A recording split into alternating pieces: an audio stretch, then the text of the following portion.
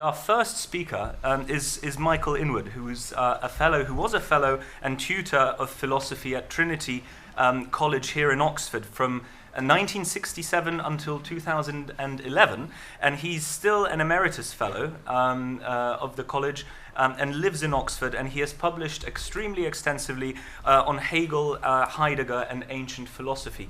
And today he's going to talk to us about the dialectic of the self and the other in Hegel. So please give a very warm welcome.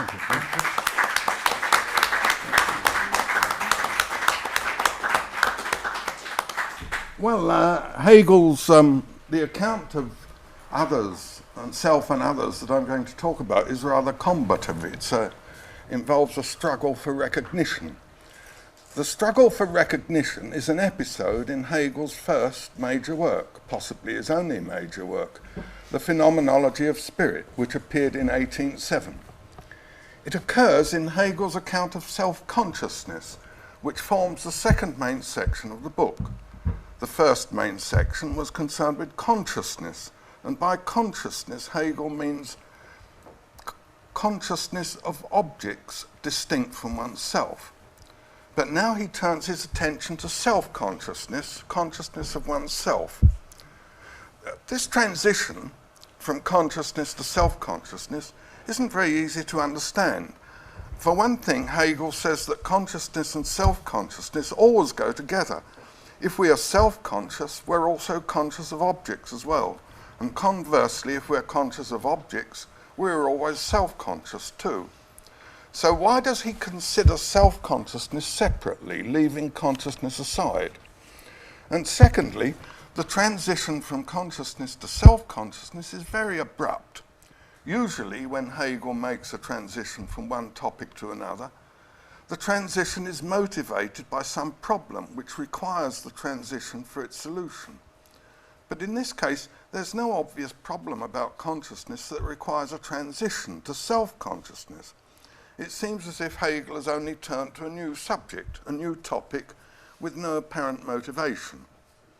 And I think the answer to these questions is this. Hegel believes that in order to understand an object properly, we mustn't be entirely absorbed in the object. We must withdraw from it, take our distance from it in order to bring the object into focus. We must even enter into opposition to the object, distinguish ourselves from it, and develop ourselves independently. Then after this, we can return to the object and fully understand it. This idea occurs frequently in Hegel. It's the pattern of immediate unity, then opposition, and finally mediated unity, sophisticated developed unity. To take a simple example, which Hegel himself gives elsewhere, a child is immediately and entirely absorbed in its surroundings, its environment. It's not opposed to its environment, it's quite contented with it. But it doesn't have a rational adult view of the world. It thinks of itself as the centre of the world. And self-centeredness is, of course, quite different in Hegel's view from self-consciousness. This is immediate unity. The move to adulthood begins with opposition to the world. The young person believes that the world is out of joint. Everything is wrong and needs improvement, perhaps complete transformation. So he decides to make the world right. But to do this, he or she, it's always he in Hegel, of course, but we'll say he or she here, must develop himself, acquire knowledge, find a job, make money and acquire power. He must, as we say, sup with the devil, compromise with this wicked world. And this eventually leads to a reconciliation with the world as it is, to a deeper understanding of it, a balanced, rational view of the world and on one's own modest position in it. So we begin with immediate, naive unity between self and world. We proceed to opposition between them, and we conclude with mediated, sophisticated unity between self and the world. Restoring unity of self and world, but restored on a higher level, the negation of negation, as Hegel calls it. I should perhaps just interject that he thinks that people die of sophisticated contentment, so one mustn't become too contented too soon. This pattern immediate unity, opposition, and restored unity, seems to me to underlie the phenomenology of spirit. In the first section, Consciousness, Hegel expresses our immediate unity with the world, our unity with the objects of consciousness. In the section on self-consciousness, he expresses the opposition of the self to the world. The self is here opposed to what it is other than itself.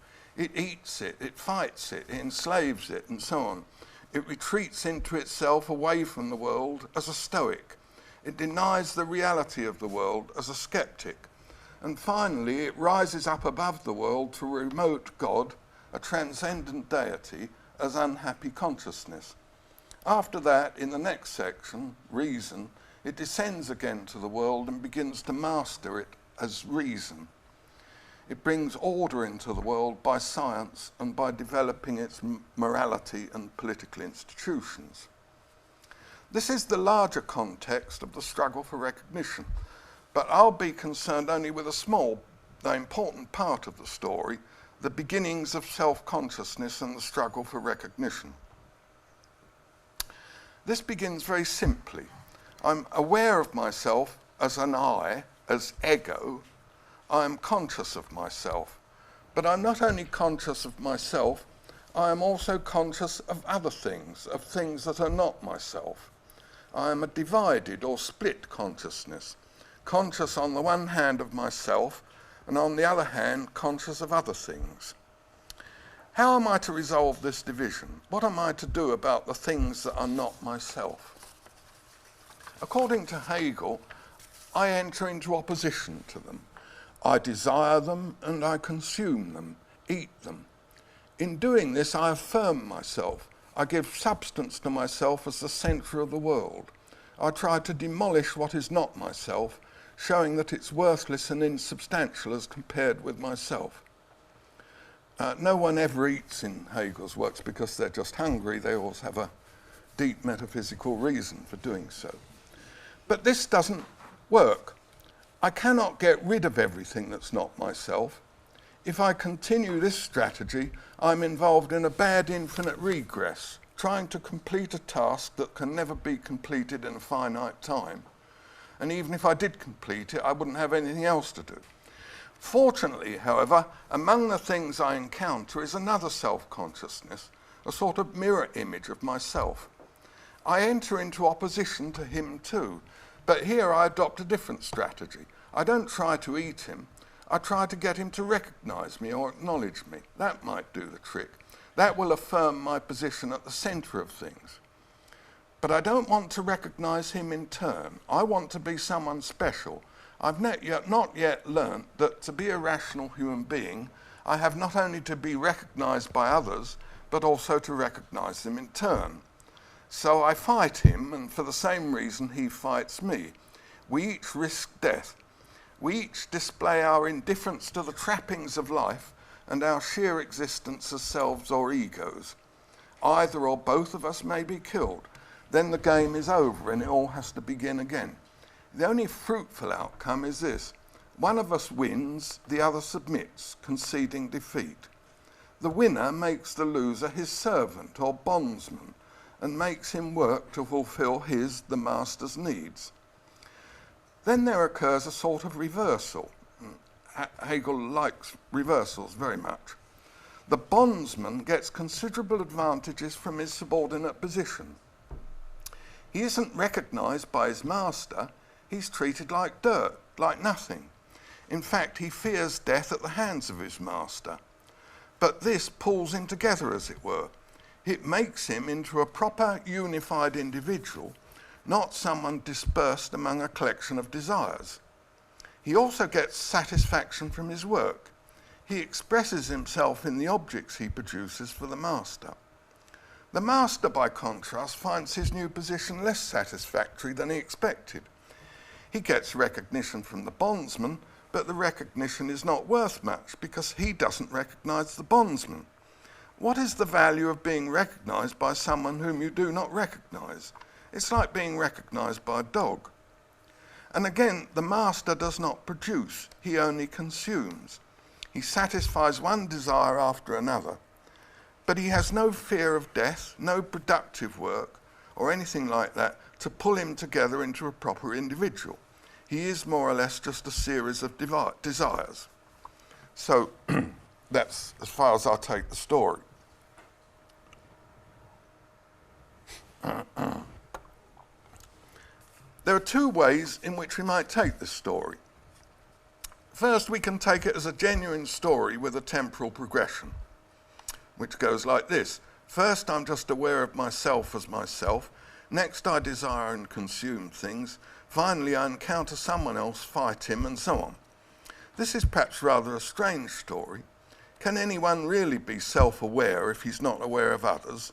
Doesn't the use of the word I go together with the use of words like you, he, she, and it?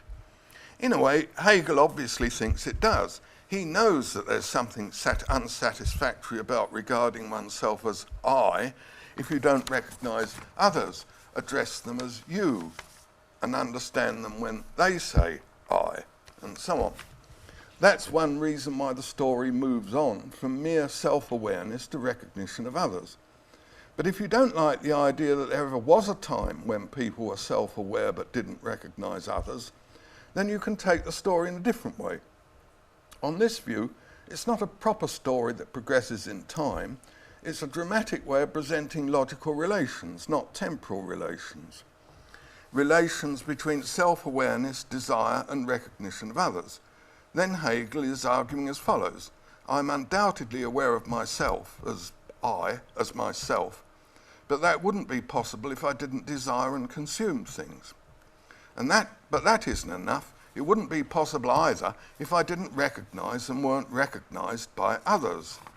These two features, desire and reciprocal recognition, are logical presuppositions of self-consciousness, not temporal consequences of it.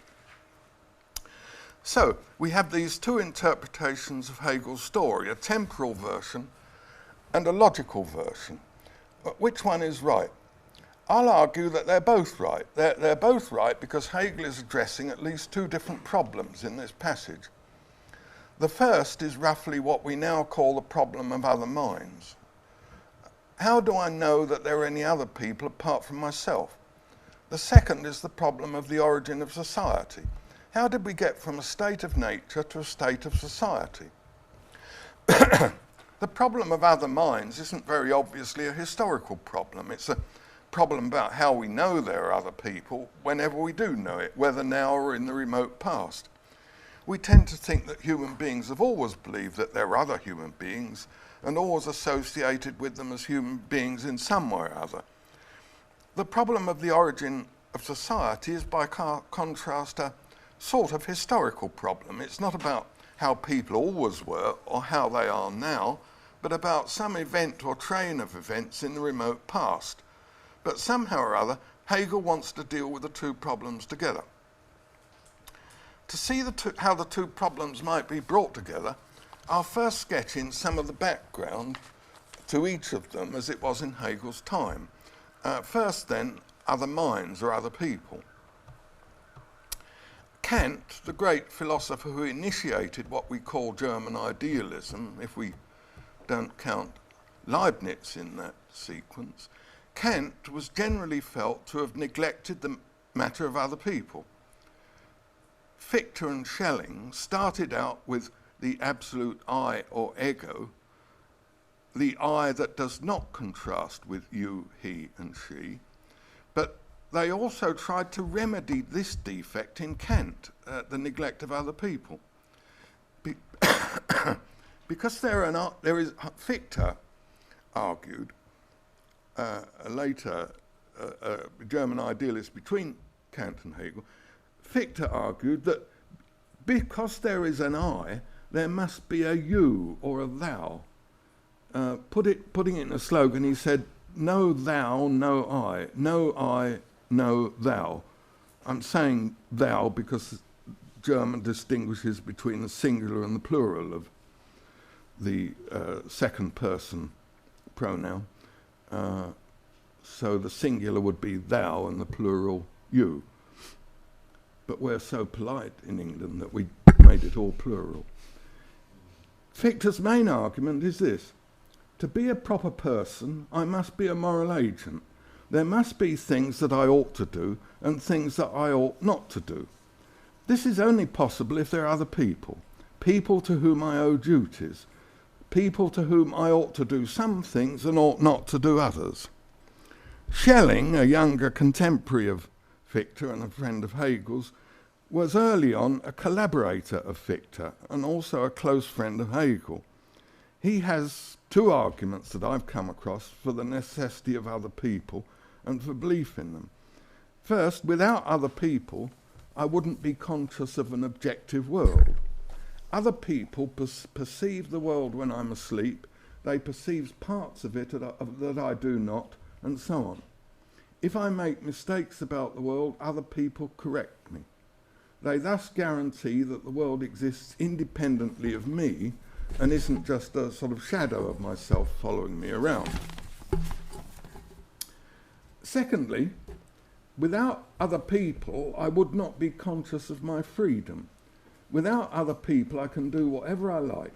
The existence of others, however, imposes restrictions on what I should do. I cannot just follow my urges, I have to restrain myself.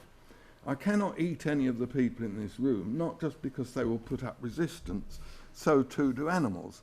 I cannot do it because it's morally wrong. In respecting this moral restraint, I demonstrate my freedom both to myself and others. Schelling also believes that what's needed for us to believe in other people is reciprocal recognition. As a quote from him, I must recognize other intelligences as existing independently of me. This relation is fully reciprocal, and no rational being can prove itself as a rational being except by recognizing others as rational being. This was written before Hegel in 1800, but it's not as vivid as the way in which Hegel expresses such things, though it may be that it's clearer what the argument is. So far then, these idealists, Fichte and Schelling, have two main conclusions. Belief in the existence of other people is not an optional extra. It's not only an addition to my account of the world. If I do not recognize the existence of others, then I can't regard myself as a proper person. I can't be self-conscious or aware of my freedom. I cannot be a moral being or even perhaps inhabit an objective world. The problem of other minds, secondly, is a practical matter, not just a theoretical matter. I believe in the existence of others not only because regular observation of their appearance and behaviour suggests that there are beings around rather like myself, but because my own conduct, the conduct I must engage in if I am a proper person, commits me to believing in other people and would not make sense otherwise. This second point, that to believe in other people is to act morally towards them, already brings the problem of other minds closer to the problem of the origin of society. To act morally towards others is close to, if not exactly the same as, interacting with them socially. Perhaps I can make the point like this. The words recognise and recognition are ambiguous. In one sense, to recognise something is just to see that what it is, or what sort of thing it is. To recognise a dog is to see that it's a dog. To recognise a person is to see that it's a person,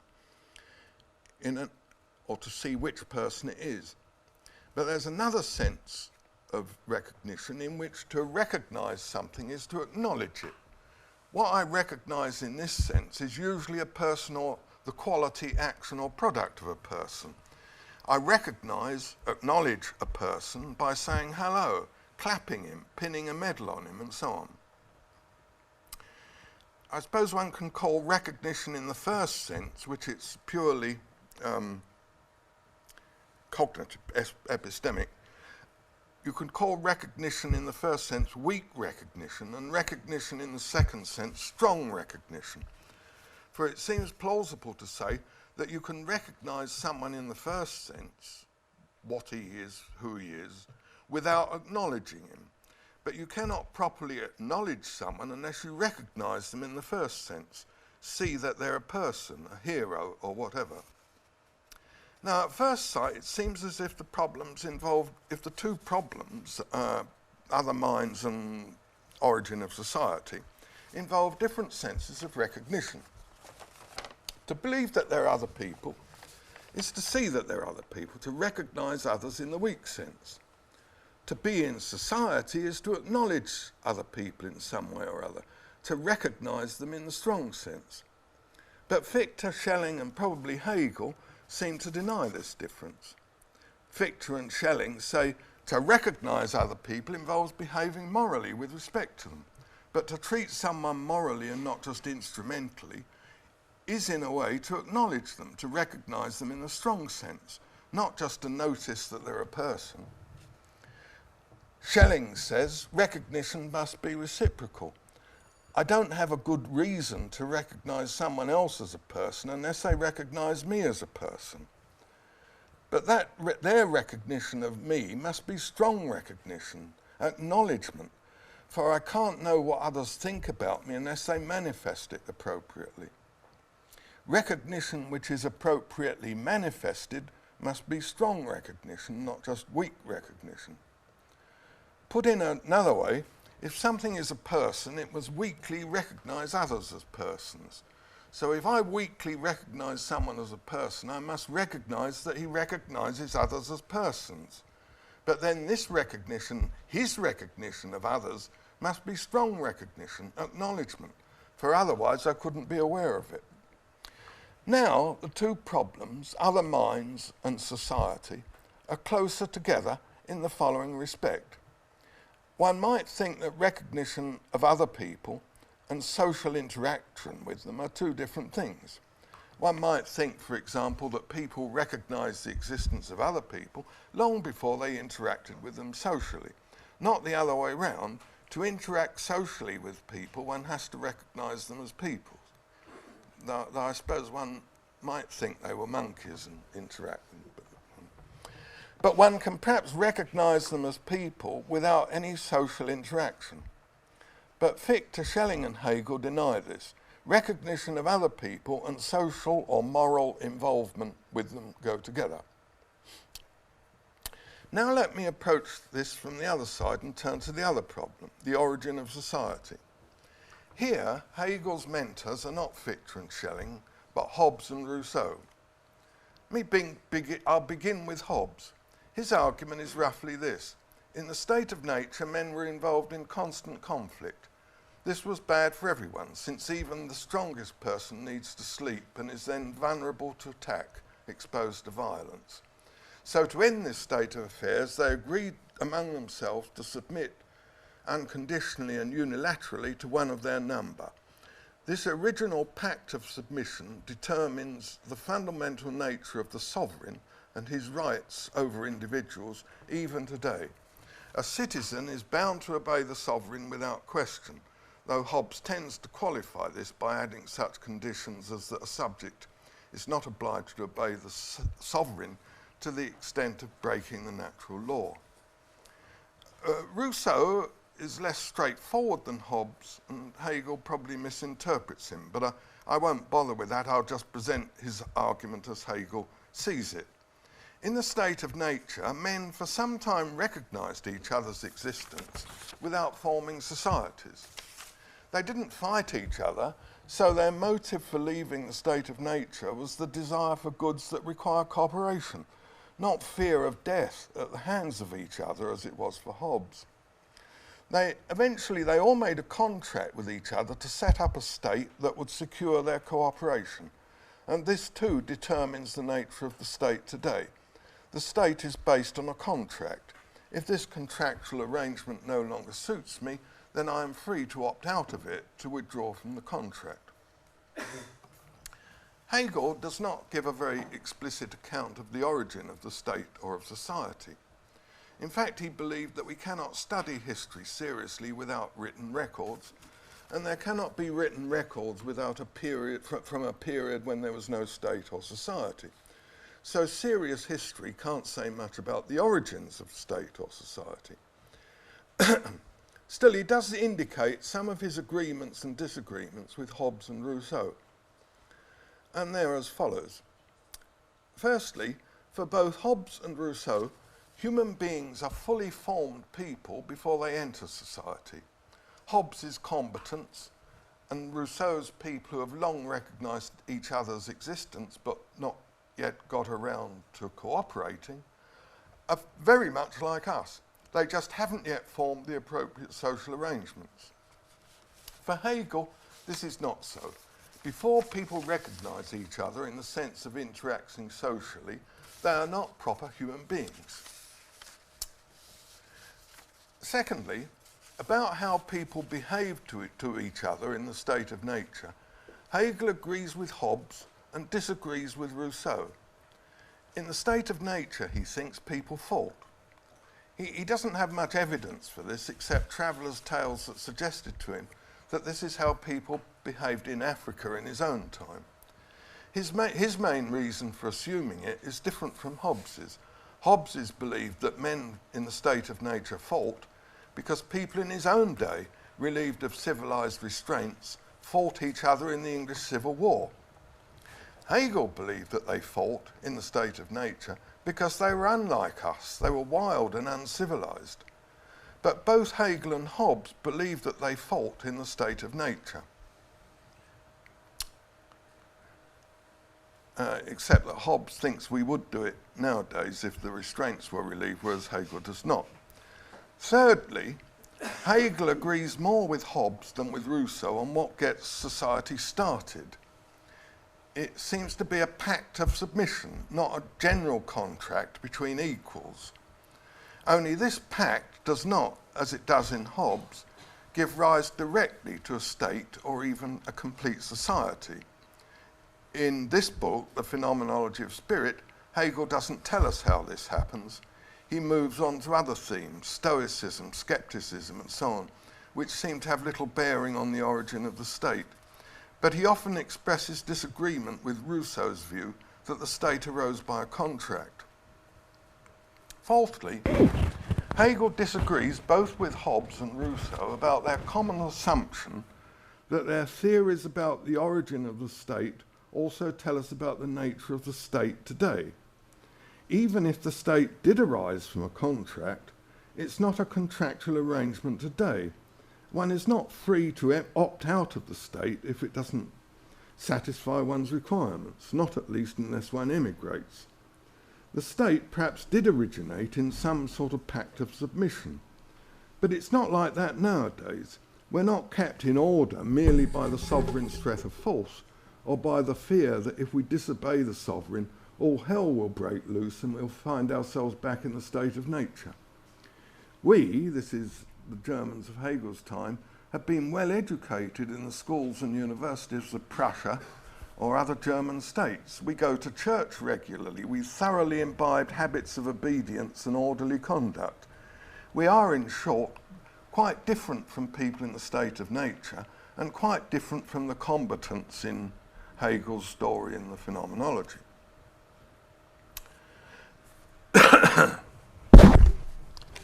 This presents us with a difficulty. When I outlined the problem of other minds, I argued that it was, in the philosophers of Hegel's time, closer to the problem of the origin of the state than it has since become. But now that we've looked at the other side of the equation, the two problems have come apart.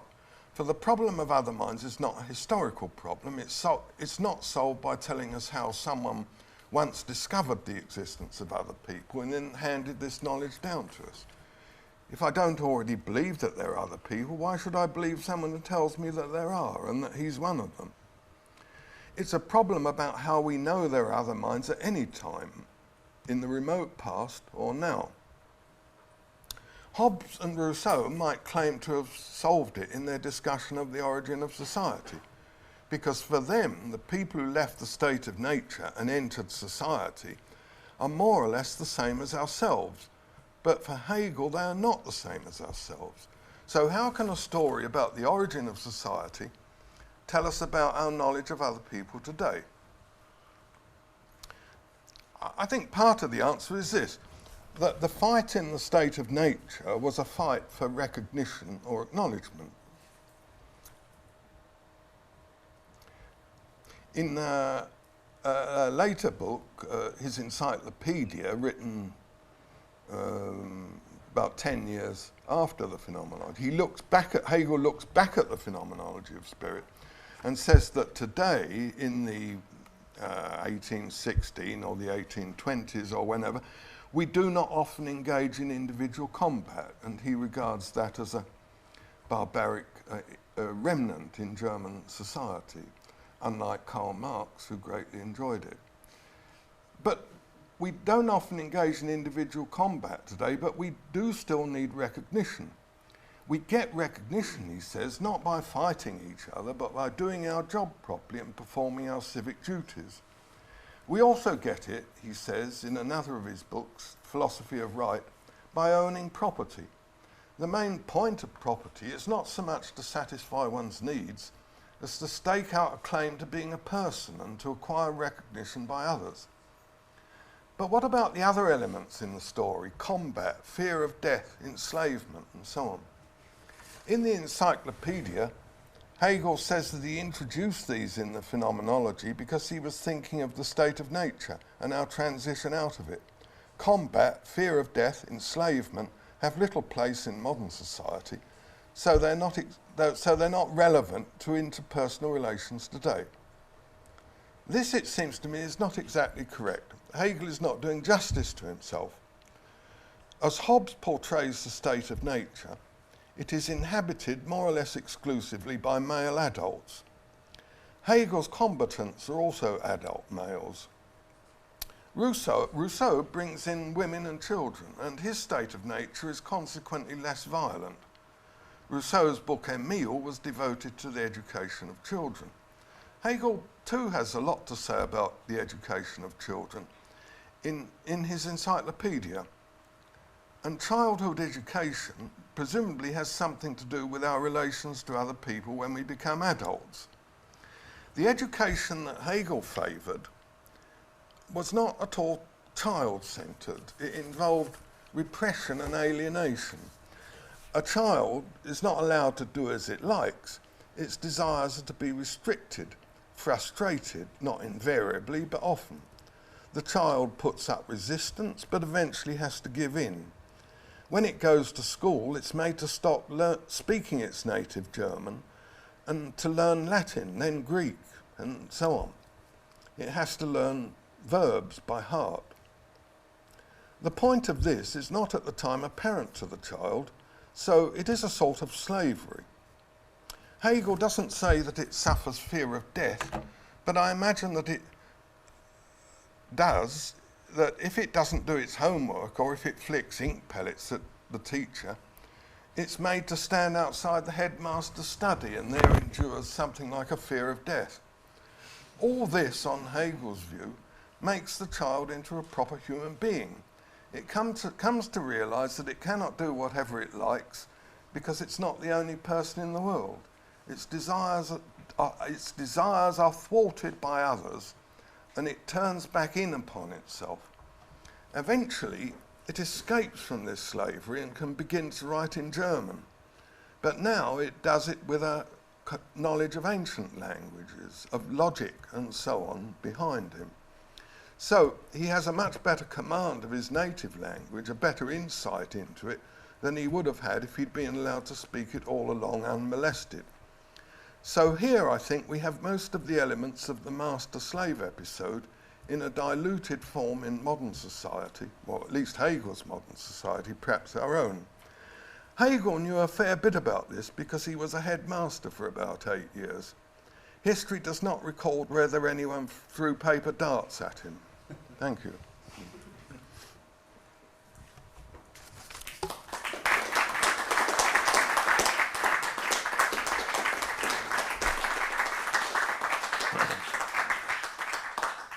Okay, I can see that we already have questions in the room. But first we need to make a decision on who's going to carry the microphone around. I've decided it's going to be Nikolai, but he's not aware of that yet. So we'll have Stephen Priest first, but if you just wait until Nikolai brings you the mic, it's at the back.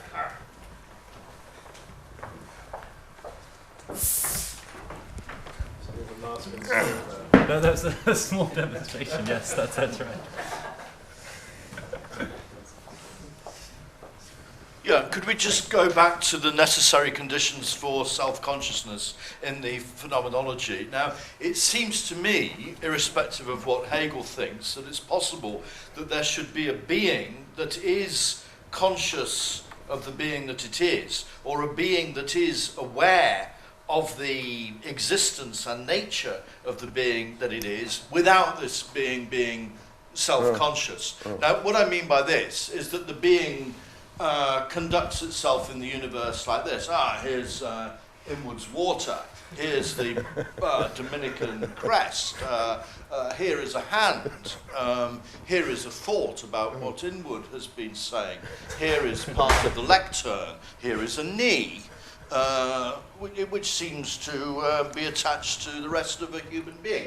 Now, it is true of this being that it is aware of the being that it is, or amongst the things that it's aware of is it itself. But I don't want to say that this being is self-conscious. This being is not self-conscious. Yeah. Right. Now, what I want to know from you or from Hegel or from somebody is what's lacking in this case. Some of the prerequisites for self-consciousness are in place, but not all of them. Can it distinguish between bits of itself and other outside bits? Yeah, between its shirt and its... Yeah, I think it can do that without being self-conscious. It can say, well, amongst the items that I'm aware of is this entire human being, and I can see that this entire human being ends here, and the rest of the universe takes over here. But even when it's done that, even when it's able to discriminate this from the rest of reality, it's still not got the missing ingredient. Was it saying I? You expressed yourself at one point by saying I. Did you? I forget. No, I tried. Well, I tried. You get the editor to. But you mustn't use the word I. No, you're right. It would be a foolish mistake. But there's something that I users have that this thing lacks, and I don't know. So what's it referring to? It's referring to itself, is it? Yeah, it is referring to itself, where itself means the being that it is, or the being that it is. But not the being that I am. No, it doesn't say I am aware of myself, or something like that. I mean, in philosophy, it's easy to ask questions that nobody could possibly. Was this meant to illustrate the point that one can be conscious without being self-conscious? I think. I mean, that's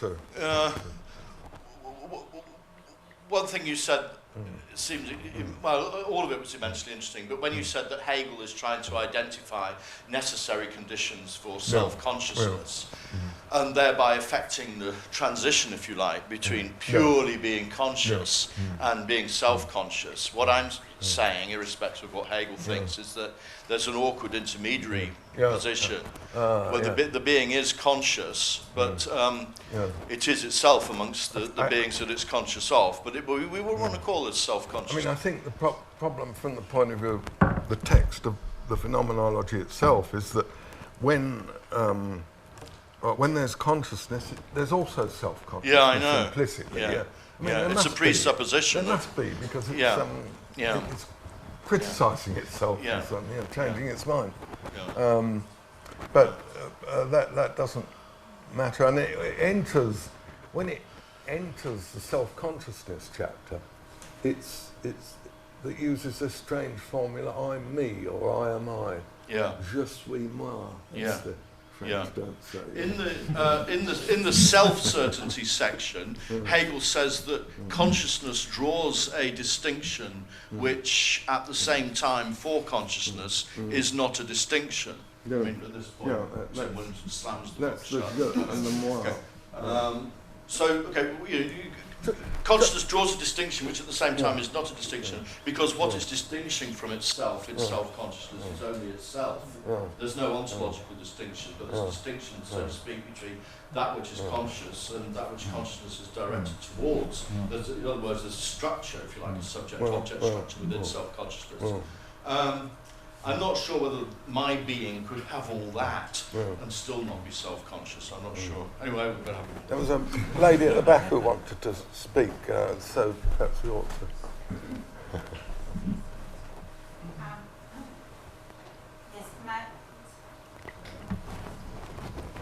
It's on. It doesn't make your voice loud. It just captures it for the cameras. All right. So, yeah. My question concerns unconsciousness and how does Hegel's, what would Hegel say to situations of unconsciousness, for example, when someone is in a coma or asleep, not aware of himself? How important is the community to give this person an identity when the person is unconscious and not able to, Yeah, I think there are perhaps two senses of conscious and unconscious. I mean, you can be, as contrasted with a deep sleep or coma, you're just, where you're unconscious, you're just conscious, and you may not raise any particular question about what you're conscious of. Whereas there's this other sense for Hegel, which is the one he mainly has in mind, that consciousness always involves consciousness of something. That, so I don't offhand know what he'd say about the sleeper. I think, in fact, I don't remember that anyone in his book ever goes to sleep, do they? Well, yeah, they do if they dream, but they don't. They're never in a deep sleep. It's like Heidegger. No one ever goes to sleep in his books either. Hence, they're frightened of dying, but not frightened of falling asleep. Sorry, does that answer your question, or no, probably not. I mean, Not really, because my question concerns as well the role of the community. It's a legal thing when someone is not only asleep but in a coma, a patient, for example. Whether you should treat him as part of the community. And the community is there who has then to take decisions for the person in the coma. This question of consciousness and identity. The person is himself or herself not more aware of her identity because he or she is asleep or in a coma, and others make decisions and others give this person identity and make sometimes decisions about life and death. I don't immediately know what Hegel thinks about that. I remember a question that arose about Heidegger was, is Dasein, that's the human being, in the world even when it's asleep? So you could have, definitely it's in the world when it's awake. It's not in the world when it's dead. I'd say that it is in the world when it's asleep, because you can apply to a sleeper. You can say things like he's angry with his tutor or something. You can use present tense verbs in a sort of dispositional way. He hasn't got feelings of anger at the moment, but he will be. He has feelings of anger before he went to sleep and when he wakes up. If he dies in the night, I think you'll say, I'm sorry, he was angry with his tutor, but he no longer is. I think death removes him from the community. But I'm not sure about coma. I think it depends on what you think is the prospects of the person waking up again.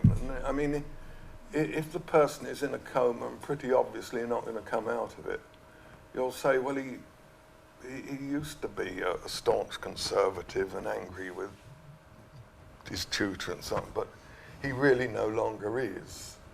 But if you think he will, if he does wake up, you'll say, oh, well, change your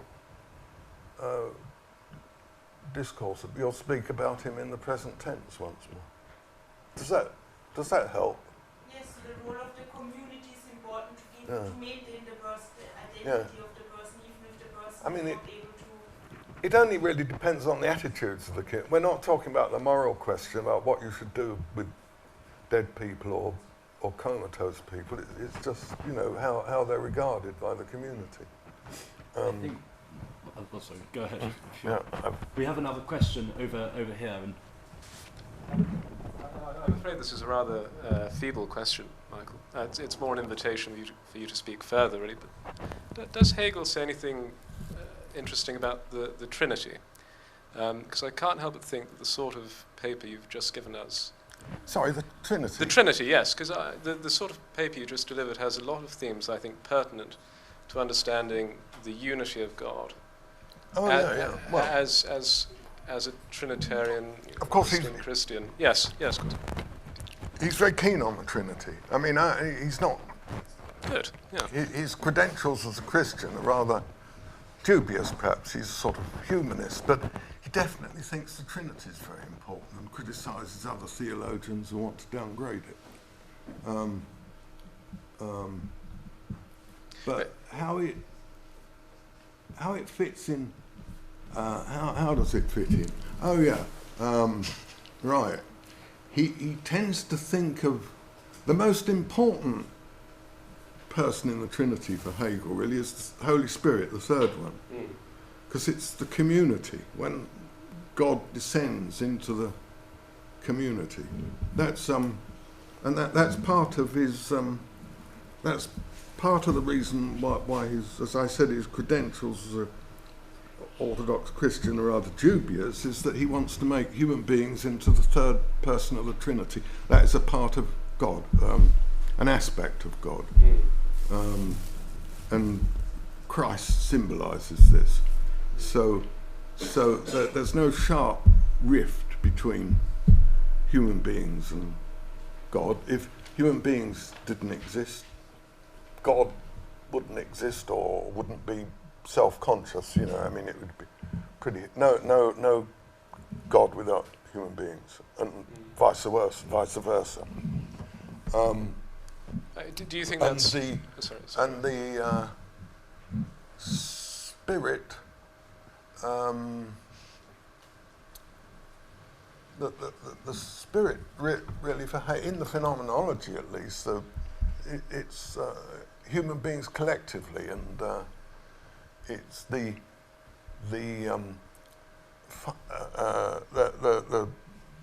progress of human beings toward a satisfactory collective arrangement, which Hegel hoped would arise after the French Revolution. It hadn't happened quite yet, you know.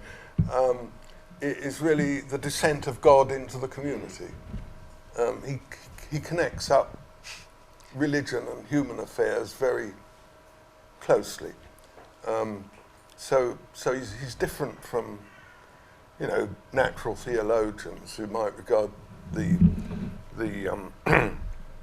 basic features of the world as the main reason for believing in God. For Hegel, it's all to do with human beings and their interactions. But I don't know that I can make that more plausible than it sounds. I mean, do you think it's an ineluctable conclusion, given Hegel's account, that there can't be a God without creation, and that so that the two are, so to speak, co-eternal? Sorry, what was the question? Well, do you think it's a correct thing to say? You said that the third person of the Trinity is identified with the community of human persons, and so they are, so to speak, eternalized. Do you think this is an ineluctable conclusion of Hegel's position? In other words, to be Hegelians, do we have to believe that God is such a thing as to be co-eternal with his creation? I'm not sure about that. There were Jewish Hegelians as well. I wonder what they thought about it. I'll look them up. The next question, I think Simon Hughes has a burning question. I was intrigued by your comments about education towards the end of your paper, and I wanted to ask, would it be consistent to hold something like that account of education and also to hold the reading of the master-slave passages as a dramatization of a logical relationship rather than as a chronological process. Because it sounds as though in this account of education we are seeing the master-slave relationship in the chronological process.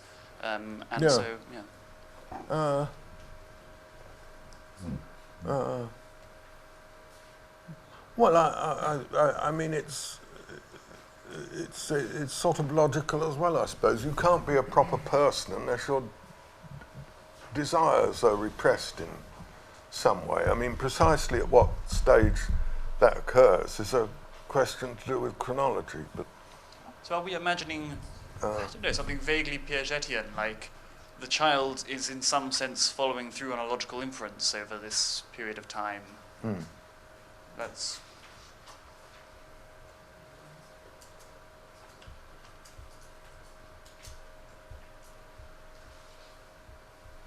Well, I don't know the answer to that question. That you oh, sorry, did you ask me a question? I didn't hear, sorry.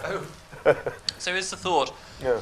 so we could hold both the interpretation of the master-slave passage as a logical dramatization of a logical relationship, and also hold this, I think we can interpret education this way, because we think that the child is moving through a series of logical inferences, at least in some implicit way, in the course of its education. Would that be the thought? I suppose so, yeah.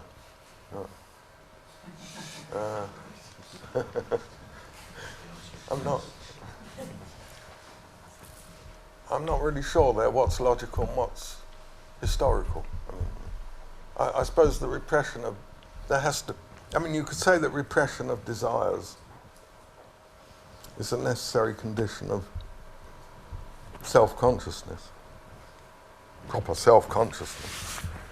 But it's got to appear at an early stage. I mean, you couldn't do it at age 70, you know. You've been doing whatever you like for most of your life, but now someone's come along and repressed your desires. So there must be a chronological aspect to it. Okay, well, there will be more time if you have further questions later during the breaks to pounce upon our speakers. Unless they manage to hide from you.